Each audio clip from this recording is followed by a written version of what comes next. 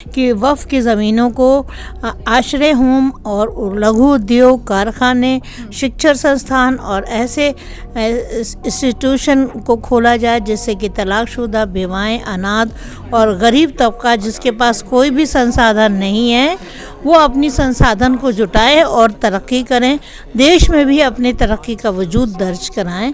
तो एक बार फिर लॉ स्ट्रीट जर्नल के Hindi channel law street Bharat में हमारे साथ एक खास मेहमान मौजूद है, all India Muslim women personal law board की प्रेसिडेंट शाइस्ता अंबर जी। पहले भी आपने हमारे चैनल में उनको सुना और आज फिर वो हमारे साथ है। मैम, एक बार फिर आप हमें समय देने के लिए आपका बहुत बहुत शुक्रिया। शुक्रिया। मुझे भी आपके चैनल से बहुत कुछ मैसेज जो देने का मौका मिलता है तो बहुत अच्छा लगता है कि लोग अवेयर होते हैं। शाइस्ता मैम, अब बात किया जाए कि आप अपने समाज की महिलाओं के लिए, क्योंकि 3 तलाक आपने बैन करवाया, आगे क्या चल रहा है, आप क्या कर रही हैं? देखिए, जैसा कि आपसे मेरी मुलाकात हुई थी लास्ट में, सुप्रीम कोर्ट में हमने पिटीशन दी थी उन लोगों के आधार कार्ड को लेकर, उनकी अपनी डिग्निटी जो खो गई है उसको लेकर। अभी देखिए हमारी माननीय सुप्रीम कोर्ट कब हम लोगों को उसकी डेट देते हैं, तब हम उसको बात आगे चलाते हैं। फ़िलहाल अभी महिलाओं को न्याय नहीं मिल पाया है और उन लोगों को अभी किसी भी तरीके की कोई सुविधा अदालत की तरफ से उनको नहीं मिला। बहुत से मुकदमे अभी काफ़ी पेंडिंग पड़े हुए हैं।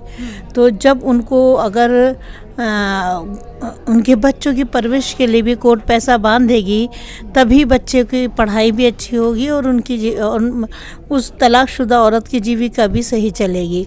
रहा ये कि अब हमारे समाज में लोगों को ज़्यादा से ज़्यादा अपने पैरों पे खड़े होने के लिए छोटे से छोटा संघर्ष भी करना पड़ेगा तो करें, क्योंकि आज जो समय आ रहा है वो हम लोग अदालतों से भरोसा तो हम लोगों को है, लेकिन हमें अब खुद अपने हाथ से खुद प्रयास करना होगा और खुद जुटाने होंगे वो साधन जिससे कि हम एक अच्छा, एक मजबूत मुकाम, खुशहाल मुकाम और अपनी अच्छी बेहतर पहचान से हम भारत में अपना मुकाम हासिल कर सकें। मैम, आपकी एक मांग वक्फ बोर्ड की ज़मीन को लेकर भी है, वो मांग आप बताएं। अभी तक उस पर कोई भी आगे कार्रवाई नहीं हुई है। मुझे बहुत अफसोस होता है। हमारे आदरणीय प्रधानमंत्री जी और हमारे आदरणीय वक्फ minister, minority minister, government of India और हमारे उत्तर प्रदेश के जो माननीय मुख्यमंत्री जी हैं, उन्हीं ने भी हमको बाय रिटन ये लेटर दिया था कि हम इस पे काम करेंगे, लेकिन अभी भी उस कागज़ को ज़मीनी हकीकत पे ऑर्डर नहीं हुआ है, आदेश नहीं हुआ है।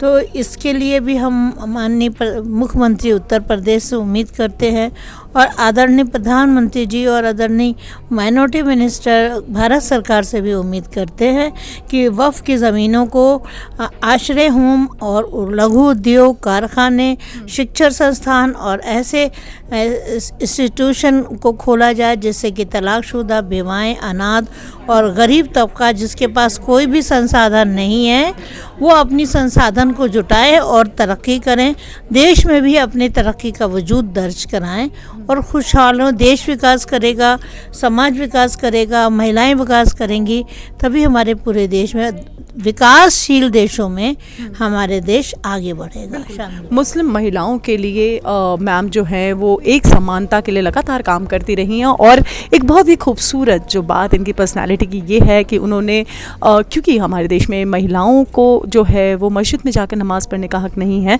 मैम ने एक नमाज पढ़ने के लिए, खासकर महिलाओं के लिए आपने महिलाओं के लिए जेंडर इक्वलिटी जो सभी धर्मों में है और ख़ासकर इस्लाम में इसकी व्यवस्था कानूनी तौर पे दी गई है कि आप किसी तरह का जेंडर भेदभाव नहीं करेंगे, जेंडर इक्वलिटी करेंगे। तो इसलिए हमने ऊपर वाले के, अल्लाह के हुक्म से एक ज़मीन को हमने निजी पैसे से ख़रीद करके और भी सब लोगों की मदद से एक ऐसी मस्जिद और ऐसा धर्मशाला बनाया।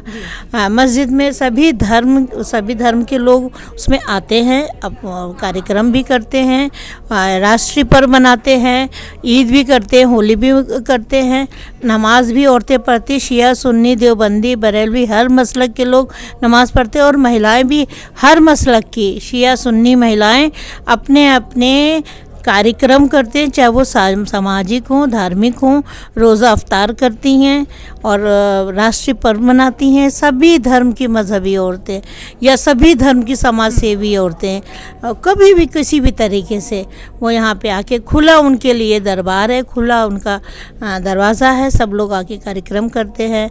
और धर्मशाला है जिसमें जो महिलाओं को या मरीज़ों को ज़रूरत पड़ती है तो हम बहुत ही नॉर्मल शुल्क में या बिल्कुल फ्री उनको कमरा देते हैं ताकि वो रहें, और इसीलिए उसका धर्मशाला रखा है नाम, धर्मशाला। बिल्कुल। शाइस्ता अंबर मैम, आखिरी सवाल ये है कि आप इतने साल से लगातार आप मुस्लिम महिलाओं के हक़ के लिए आवाज़ उठा रही हैं, काम सभी महिलाओं के लिए, लेकिन अगर मानसिकता की बात करें तो क्या आपके साथ अब जो खड़ा होने वाला वर्ग है उसकी संख्या बढ़ी है?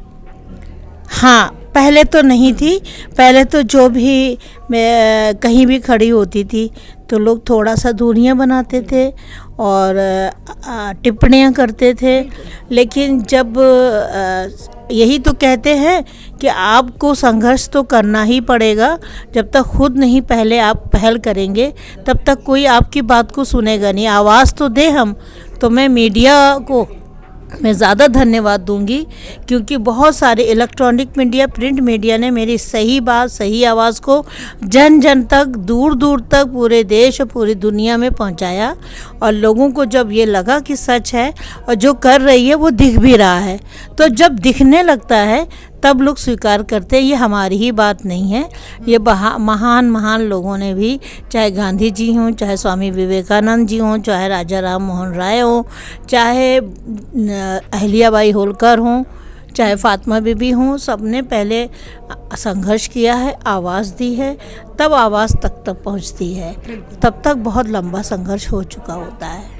तो हमारे साथ शाइस्ता अंबर जी मौजूद थी और वो हमेशा कहती हैं कि उनके एक हाथ में कुरान और एक हाथ में संविधान रहता है, और संविधान और कुरान को साथ लेकर जिस खूबसूरती के साथ महिलाओं के लिए वो काम कर रही हैं, सच में वुमेंस डे में ऐसी महिलाएं आगे आएँ तो देश में जो महिला दिवस है उसमें सशक्तिकरण जो महिलाओं की है वो बढ़ेगी।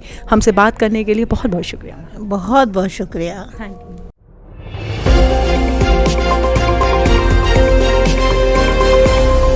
लॉ स्ट्रीट भारत, राष्ट्र के हित में।